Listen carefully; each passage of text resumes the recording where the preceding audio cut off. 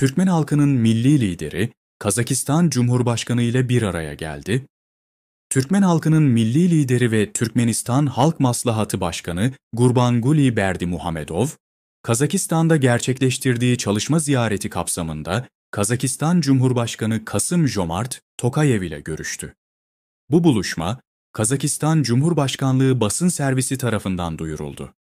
Tokayev, Türkmenistan'ın milli liderine 5. Dünya Göçebe Oyunları'nın açılış törenine katıldığı için teşekkür etti.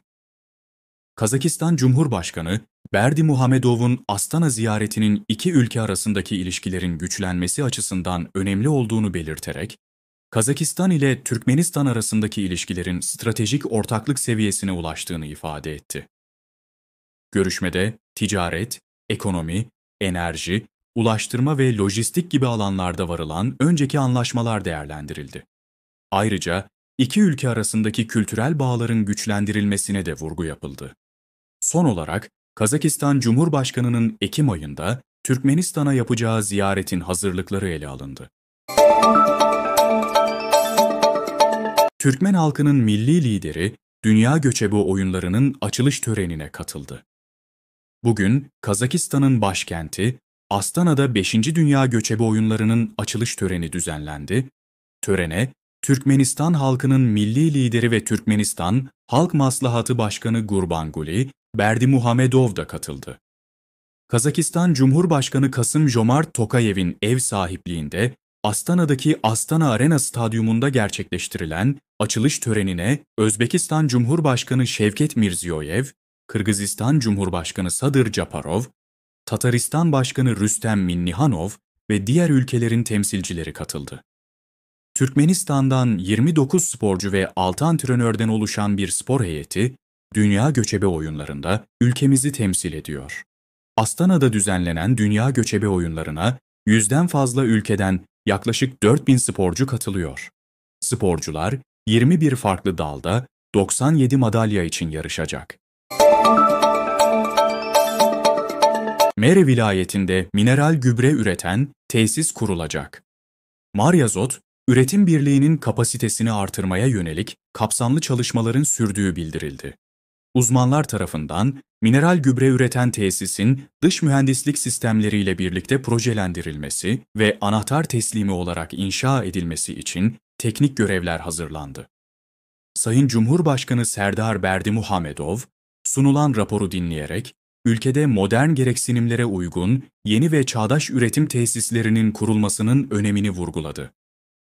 Cumhurbaşkanı, Meri vilayetinin Meri ilçesinde mineral gübre üreten tesisin kurulması yönündeki öneriyi destekleyerek, Bakanlar Kurulu Başkan Yardımcısına bu konuda gerekli çalışmaları yürütme talimatı verdi.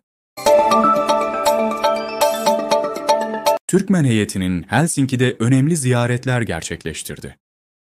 Helsinki'deki East Cham Finland binasında Finnish Water Forum, Watermaster, Wärtsilä, Agronikoy, Reorbit ve Finlandiya Meteoroloji Enstitüsü gibi önde gelen finans ve teknoloji şirketlerinin katılımıyla bir yuvarlak masa toplantısı düzenlendi.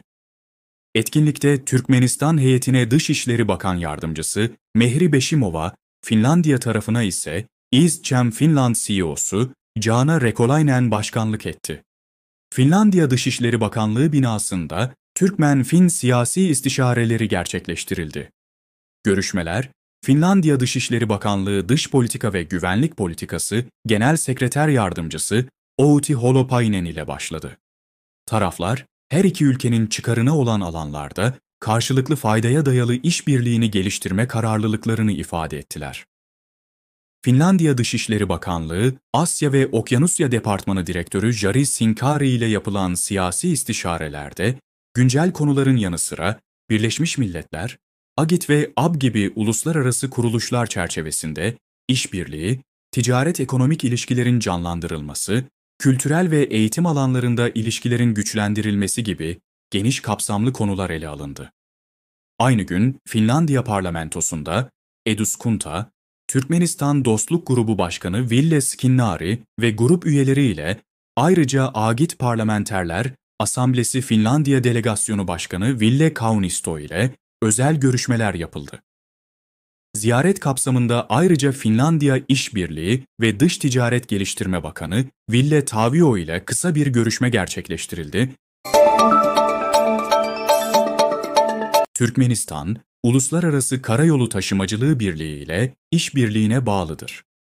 Türkmenistan Dışişleri Bakanı Raşid Meredov ile Uluslararası Karayolu Taşımacılığı Birliği, İRU Genel Sekreteri Umberto de Pretto arasında Türkmenistan Dışişleri Bakanlığı'nda bir görüşme gerçekleştirildi. Görüşme sırasında taraflar Türkmenistan ile İRU arasındaki işbirliğinin olumlu deneyimlerini vurguladı.